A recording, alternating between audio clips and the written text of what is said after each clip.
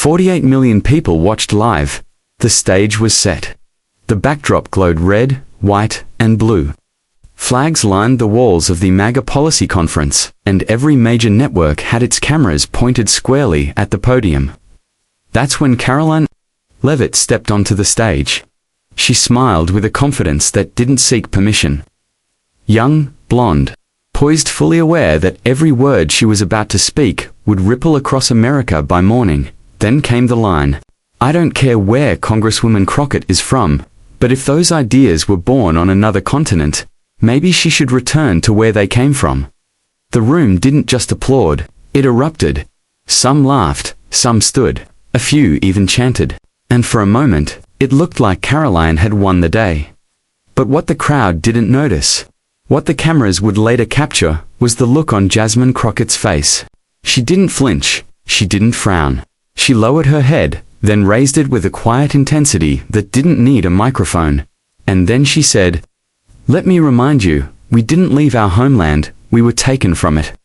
The room went still, just for a breath, long enough for everyone watching to feel the ground shift. Because in that moment, it wasn't about policy. It wasn't about the economy or immigration or partisan lines.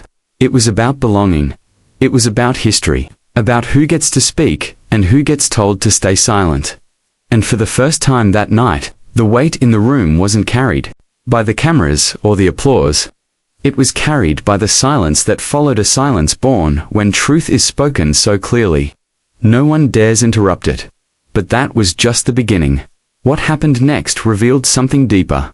How voices are erased before they ever reach the podium, how words like tyrannical are used to discredit, and how one woman with a folder of documents and a voice steady as stone was about to change the narrative.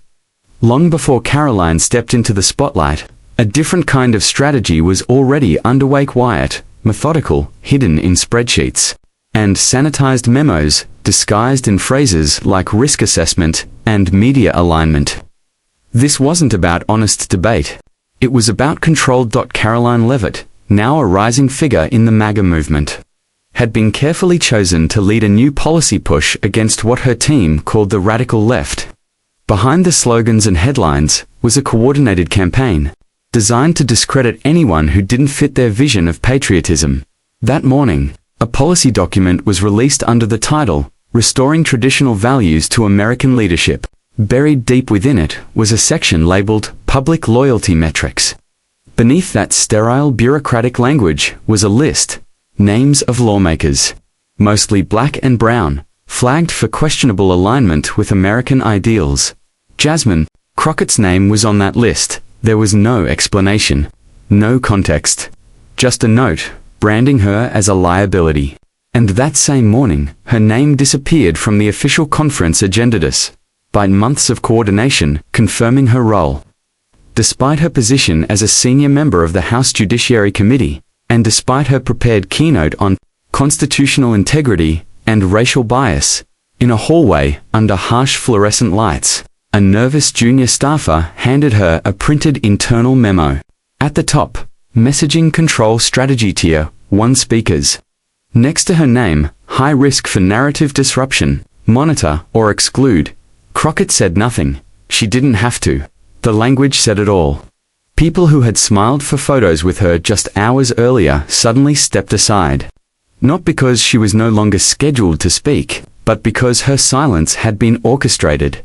But what they didn't calculate was that Crockett hadn't come to be invited. She came to be heard. And no checklist, no memo, no crowd applause could stop what was coming next, because what they labeled as a media risk, she saw as a responsibility. She began digging, not for attention, but for truth. At first, it looked routine. Staffing memos, speech drafts, public records. Then she found something, a digital file, forgotten on an internal server, that made her stop cold. It was titled Talking Points. Cultural Integrity Messaging, dated 3 months before the event. The metadata showed the document had been authored by a policy speechwriter who, 5 years prior, stood at a conference promoting the Great Replacement theory, a white nationalist belief, falsely claiming that non-white communities were being used to replace white Americans, Now he was writing speeches for Caroline Leavitt. Crockett kept digging. A whistleblower inside the MAGA committee passed her a training presentation. Its content was chilling. Slides described how to manipulate public perception using coded language. One instruction read, "Frame dissent as foreign. Use origin-based language to reframe opposition as external. Suggest subtly, don't state directly." Another, "Redefine American as cultural identity, not legal status. Reinforce the idea that certain values are incompatible with true American loyalty." This wasn't a slip. It wasn't improvisation. It was a rehearsed strategy designed to alienate people like Jasmine Crockett, to paint them as outsiders. She closed the file, not shocked but sharpened. Because this wasn't just about her anymore. This was about a system. A machine that didn't argue. It erased, and they thought no one would find the blueprint. They were wrong. At 3:14 a.m., an anonymous email arrived. No subject, just a line. "They're planning to use historical irony against you, to make your presence feel like a provocation. Be ready." She didn't know who sent it. She didn't need to. She had felt it all along, from the moment her name was erased from the program, to the moment a staffer handed her that memo without meeting her eyes. She read the message again. Historical irony. That their tactic was clear. Weaponized patriotism, mock pain, and turn presence into provocation. But they didn't expect her to show up anyway, not with a mic, but with a mission. At 8:03 a.m., Jasmine Crockett walked into the venue. No entourage, no announcement. Her security badge still scanned green. No one had updated the system. In her hand, a plain black folder, no seal, no title, just one sentence typed on the cover. "No one is a guest on land they built with blood." Inside were 42 pages of internal emails, training decks, annotated speeches, proof of orchestration. She walked past Caroline's press team. No one stopped her. One staffer looked away. She sat in the second row, close enough to be seen, far enough not to be blocked. She didn't ask for a platform. She brought her own. The room filled. Caroline Leavitt stepped onto the stage, basking in applause, smiles rehearsed, words ready. She looked at Jasmine and began, "Some people show up to events they weren't invited to, claiming to speak for a country they barely understand. Laughter. Maybe she thinks she's a fighter. Maybe she believes America owes her something. But what America really needs is fewer angry voices from people who came from somewhere else and now want to rewrite everything. Then, if you miss your homeland that much, maybe it's time you go back." The crowd exploded. Cheers, whistles, applause.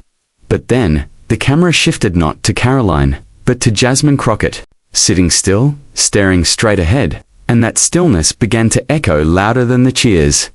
Social media lit up. One post read, "You're watching the wrong person. Her silence is shaking the room." And then Jasmine stood. She didn't raise her voice, but the room quieted all the same. "I didn't come from somewhere else," she said.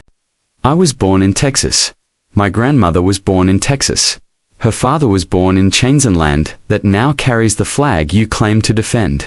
She paused. "If you insist on sending me back, then send me back into the soil my ancestors farmed, but never feasted from. Send me back into the Constitution, where we were counted as 3/5 of a person and still fought for the whole thing anyway." The room froze. She opened the black folder and held up a page. "This is from your own media risk report. Every name flagged for disloyalty. Every single one was a person of color." Silence. She clicked a laptop already connected to the main screen. A video played. Caroline Leavitt, years earlier, referring to officials of color as cultural data. Errors, gasps. Jasmine turned back to the audience. "You don't fear losing America, you fear sharing it." She stepped forward. "You say you love this country. But if this country doesn't include people like me, then what version of America do you love?" No applause, just awareness. You don't get to weaponize belonging. You don't get to draw a circle around yourself and call it patriotism. My people didn't arrive, we were taken, and still we built. We defended, we believed. She locked eyes with Caroline. I will not go back. I will not be silent. I will not let my existence be rebranded as a threat. What followed wasn't awkward silence. It was reverence. Jasmine Crockett didn't argue.